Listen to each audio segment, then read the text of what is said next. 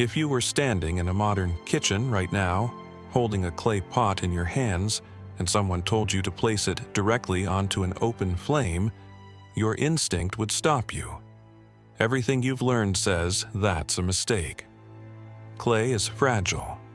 Sudden heat causes cracking. Thermal shock destroys ceramics. We're warned about it in instruction manuals, in cookware labels, even in basic science classes. Fire and clay are not supposed to meet like that. And yet, for thousands of years, this is exactly how people cooked. Not carefully, not experimentally, not as a risky trick. They placed simple clay pots straight onto burning wood, glowing embers, and open flames, day after day, generation after generation. No metal bases, no temperature controls, no slow warm-ups, just fire, earth, and food. And the pots didn't crack, they didn't shatter, they didn't fail. That's the part that should bother you. Because if this feels impossible, it's not because ancient people were reckless. It's because something about the way we understand materials today is incomplete. Modern instincts tell us that progress means precision, control, and uniformity. But ancient cooking didn't have any of that. And still, it worked. These weren't rare ceremonial objects. They weren't special pots used only by experts or craftsmen. They were everyday tools, pots used by families who depended on them for survival. A cracked pot didn't mean inconvenience. It meant wasted food, lost calories, hunger, and sometimes death. Failure wasn't an option. What makes this even more unsettling is that these people didn't have modern science. They didn't calculate expansion rates. They didn't measure temperatures. They didn't design with equations. And yet their clay vessels endured conditions that many modern ceramics struggle with today. So, the mystery here isn't how advanced ancient people were. The mystery is why something so simple worked so reliably, while so much of what we use today doesn't. And if you're expecting the answer to be a secret ingredient, a rare type of clay, or some lost ancient formula, you're already thinking in the wrong direction. Because the real explanation isn't hidden in complexity. It's hidden in a way of thinking we quietly abandoned. To understand why these clay pots survived fire, we first have to stop looking at what ancient people added and start looking at what they never tried to control. To understand why ancient clay pots survived direct fire, we have to leave the modern world behind for a moment. Not just technologically, but mentally. We have to step into a time where cooking wasn't a hobby, a choice, or a cultural preference. It was survival. Every meal mattered. Every mistake had consequences. And every tool had to work, not sometimes, not carefully, but every single day. Ancient people didn't cook in kitchens. They cooked outdoors, on uneven ground, exposed to wind, rain, and unpredictable heat. Fires were built from whatever wood was available. Flames rose and fell without warning. Embers shifted. Heat was never stable. There were no knobs to turn, no exact temperatures to follow, no second chances if something went wrong. Cooking was not controlled. It was negotiated. And in that environment, clay pots weren't optional, they were essential. Before metal became widespread, clay vessels were one of the only ways to boil water, cook grains, soften tough roots, and make food digestible. Without them, many foods were simply impossible to eat safely. Meat remained tough. Grains remained hard. Water could not be purified by boiling. The clay pot wasn't a convenience. It was a bridge between raw resources and survival. This changes everything about how those objects were designed.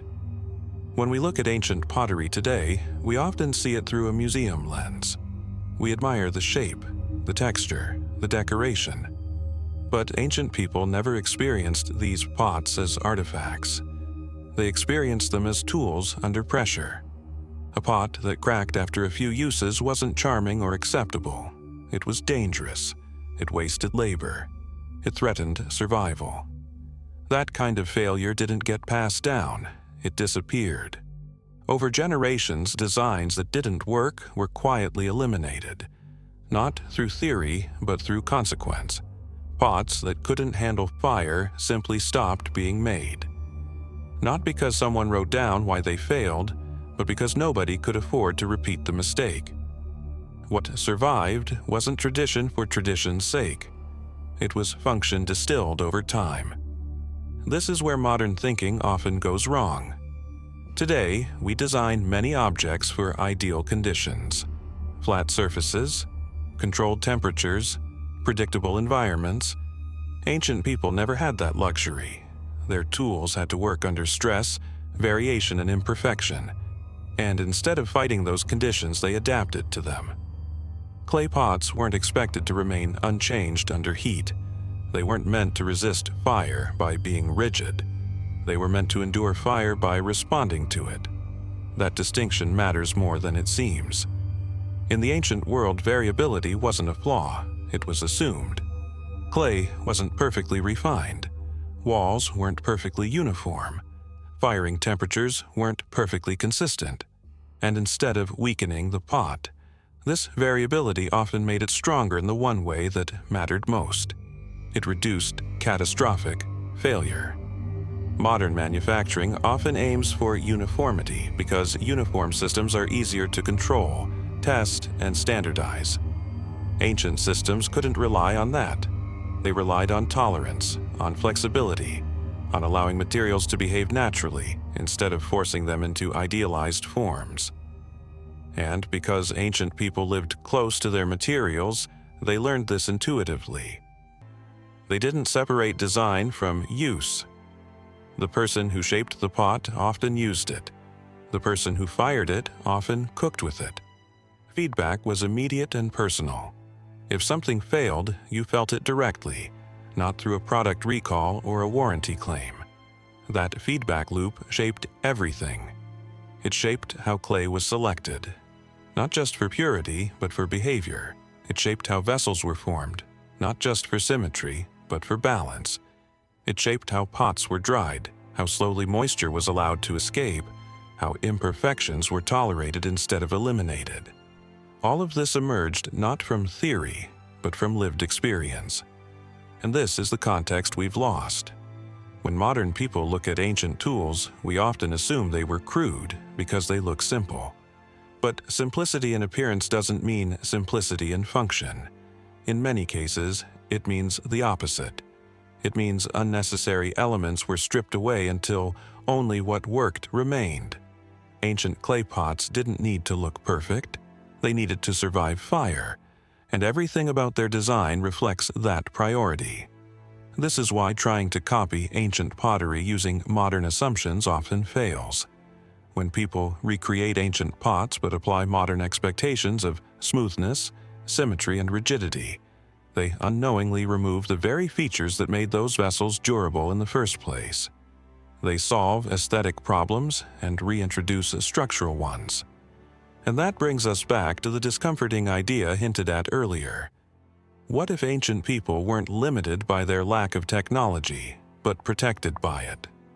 What if the absence of precise control forced designs that were more resilient, not less? What if modern precision sometimes creates fragility where adaptability once existed? These questions are unsettling because they challenge the idea that progress is always additive, that more control always means better outcomes. Ancient clay pots suggest something different. They suggest that endurance doesn't come from resisting forces, but from accommodating them. But we still haven't reached the heart of the mystery. Because even knowing all of this, there's one question left unanswered. One question that lingers every time a clay pot sits calmly over open fire without cracking. What exactly allowed these vessels to survive such extreme conditions? And the answer isn't hidden in what ancient people added to their clay. It's hidden in what they were willing to let go. Somewhere along the way, our relationship with materials changed. Not suddenly, not deliberately, but quietly. We stopped designing for uncertainty and started designing against it. Heat became something to control, not something to accommodate. Variability became a flaw, not a feature. And strength became something we tried to engineer into objects, rather than something we allowed them to develop naturally. This is the modern blind spot. When most people today think about why a clay pot cracks, they imagine a single cause. Maybe the clay wasn't strong enough. Maybe it wasn't fired at the right temperature. Maybe the heat changed too fast. The assumption is always the same. Failure happened because something wasn't controlled precisely enough. So the solution, we believe, must be more control. But that assumption didn't exist for ancient people. They didn't try to eliminate uncertainty. They accepted it as the default state of the world. Modern ceramics are often designed to be rigid, uniform, and optimized for specific conditions. They're made to perform well within narrow ranges. They excel when heat increases slowly, when surfaces are flat, when temperatures are predictable. Outside those conditions, they become fragile. Not because they are weak, but because they are over-optimized. Ancient clay pots were never optimized in that way. They weren't designed to resist fire. They were designed to live with it. This difference sounds subtle, but it changes everything. In modern thinking, strength often means resisting deformation, holding shape, remaining unchanged under stress. In ancient thinking, strength often meant surviving stress, even if that meant changing slightly in the process. Tiny cracks that didn't spread, small shifts that absorbed energy, imperfections that interrupted catastrophic failure. To a modern engineer, these features might look like flaws. To ancient survival, they were safeguards. This is why modern recreations of ancient pottery often fail in surprising ways. People follow ancient shapes but apply modern expectations. They refine the clay too much. They make walls too uniform. They fire the vessel to achieve maximum hardness and smoothness, and then they place it over open flame and watch it crack. The mistake isn't in the effort, it's in the assumption. Ancient pots weren't meant to be perfect. They were meant to be forgiving. Forgiving to uneven heat, forgiving to thermal expansion, forgiving to mistakes. Modern design often removes forgiveness in exchange for precision. And that trade-off isn't always worth it. There's another blind spot hiding beneath this one. Modern people often assume that ancient success came from secret knowledge. A lost recipe, a rare clay source, some hidden technique passed down through generations and then forgotten. It's comforting to think that way, because it keeps progress linear. It tells us that the past worked because it knew something we don't, and that we could regain that power if we just rediscovered the missing piece. But the truth is less romantic and more challenging. Ancient success often came from restraint, not accumulation. They didn't add more variables, they removed them. They didn't chase perfection. They accepted sufficiency. They didn't try to dominate materials. They observed them. And over time, they learned which behaviors to allow and which to avoid. This mindset clashes directly with modern habits. Today, when something fails, we look for upgrades, better materials, higher firing temperatures, stronger bonds, tighter tolerances. But ancient people couldn't upgrade endlessly. They had to work within limits, and limits force a different kind of intelligence, one that values resilience over optimization. This is why ancient clay pots feel so unsettling to modern viewers. They expose a gap between what we assume is advanced and what actually endures. Because when you watch a simple earthen pot sit calmly over open flame, not cracking, not flinching, not failing, it challenges a core belief. The belief that progress always moves in one direction, that newer means stronger, that control always beats adaptation. And that belief is deeply embedded in modern culture, especially in the American mindset. We celebrate mastery, precision, control. We engineer environments to behave predictably. We insulate ourselves from variability. And in doing so, we often forget how to design for the real world, where conditions are rarely ideal. Ancient people had no choice but to design for reality. Their pots weren't used on clean stovetops. They were used over fire pits, on uneven stones, in wind, in rain, in cold mornings and scorching afternoons. A pot that only worked under perfect conditions was useless, and useless designs didn't survive. This natural selection of tools didn't require theory, it required time. Over centuries, designs that tolerated chaos outlasted designs that demanded order. And the result wasn't complexity. It was simplicity refined by experience. But we still haven't reached the most uncomfortable realization. Because if ancient clay pots survived fire by allowing materials to behave naturally, then the real failure might not be in the clay at all. It might be in our expectations, in our insistence on control, in our discomfort with systems that aren't perfectly predictable, which raises a difficult question. What else have we over-engineered? What other designs became fragile because we tried too hard to make them perfect? Ancient clay pots don't answer these questions directly, but they force us to ask them, and they hint at a principle that feels almost backwards in the modern world.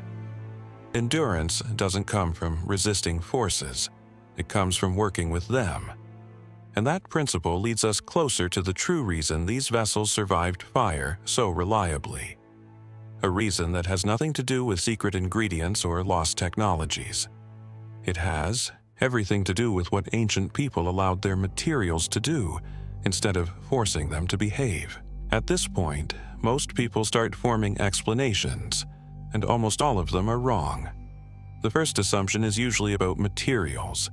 Maybe ancient people had access to a special type of clay that we no longer use. Something purer, something stronger, something lost to time. It's an attractive idea because it turns the past into a mystery and keeps the present superior. We didn't fail, we just don't have the right ingredients anymore, but that explanation doesn't hold up. Ancient clay sources varied wildly from region to region. Some were sandy, some were coarse, some were filled with organic debris. And yet fire-resistant pottery appeared across continents, cultures, and climates. There was no single perfect clay, no universal recipe, no secret deposit that explains everything. So then comes the second assumption. Maybe it was the firing process. Maybe ancient people fired their pots hotter, longer, or more carefully than we realize. Maybe there was a lost kiln technique that modern recreations don't replicate correctly, but archaeological evidence shows the opposite. Ancient firing was often uneven, unpredictable, and far less controlled than modern methods. Temperatures fluctuated, oxygen levels changed, results varied from batch to batch. And yet, the pots worked. Then comes the third explanation, the most tempting one. Maybe ancient people simply accepted more cracks. Maybe their pots survived, but barely. Maybe they broke more often than we imagine, and we're only seeing the successful examples that survived long enough to be preserved. But that explanation collapses under basic logic. A tool that fails frequently doesn't become a cultural standard. It gets replaced quickly. Survival doesn't tolerate inefficiency. If ancient clay pots cracked regularly, they wouldn't have remained central to daily life for thousands of years. People would have abandoned them the moment better options appeared. Instead, these vessels persisted long after metal cookware became available in many regions. Not because they were cheaper, but because they worked. So if it wasn't special clay, and it wasn't advanced firing, and it wasn't lowered standards, what does that leave? This is where modern thinking struggles the most, because the answer isn't about what ancient people added to their designs. It's about what they didn't remove. Modern manufacturing tends to eliminate irregularity. We refine materials until they're consistent. We standardize thickness. We maximize hardness. We aim for smooth surfaces and uniform performance, and in doing so, we assume that perfection equals strength. Ancient pottery didn't follow that logic. Ancient pots were allowed to be uneven. Their walls weren't identical in thickness. Their materials weren't perfectly mixed. Their firing wasn't optimized for maximum hardness. And none of that was accidental. It was tolerated because it didn't cause failure. And over time, tolerance became an advantage. But we're still not ready to name the real reason these vessels survived fire. Because once we do, it forces us to confront an uncomfortable idea: that what we call progress sometimes removes the very qualities that allow objects to endure. That by trying to control every variable, we may be creating systems that are strong only under ideal conditions and fragile everywhere else. The ancient clay pot didn't survive fire because it resisted heat. It survived because it was allowed to respond to it. And that distinction changes everything.